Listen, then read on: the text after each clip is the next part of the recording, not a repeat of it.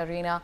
President Joe Biden has held a discussion with Israeli Prime Minister Benjamin Netanyahu regarding a ceasefire and release of hostages deal in Gaza. During a phone call, Biden received updates from Netanyahu regarding the current progress made in the ceasefire being mediated in Doha and was also informed about the terms set by the Israeli delegation. Biden's national security advisor Jack Sullivan has stated that the parties were very close to reaching a deal.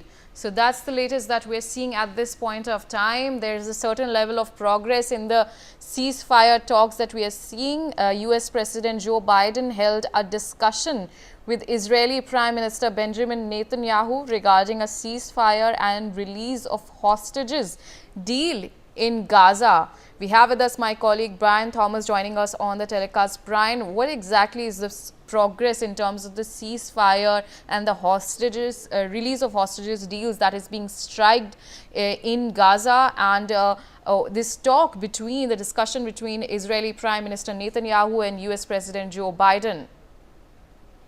Well, now, yes, U.S. President Joe Biden and Israeli Prime Minister Benjamin Netanyahu has held a phone call to discuss progress on the potential ceasefire in Gaza, and a deal also for the release of hostages. Now, the discussions mediated in Doha have reportedly reached an advanced stage.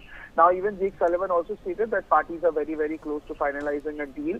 And also, though the progress has been hindered by what he described as Hamas's continued insurgencies, but, Sullivan emphasized the administration's commitment to securing an agreement before Biden's term concludes on January 20th. Now, during the call also, Netanyahu updated Biden on Israel's terms for the ceasefire and the latest development in negotiations.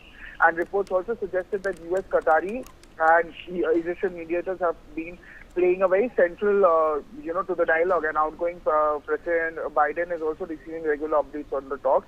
Meanwhile, Vice President-elect J.D. France also hinted that an announcement regarding the release of U.S. hostages held by Hamas could come before Biden leaves office. And once reiterated also that Donald Trump's tough stance on Hamas, aligning with his rhetoric on imposing consequences for the militant group as well. And even President Trump has also pledged to bring peace to the Middle East.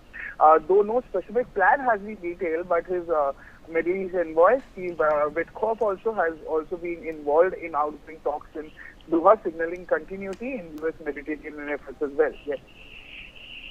All right, Brian, thank you so much for joining us on the telecast.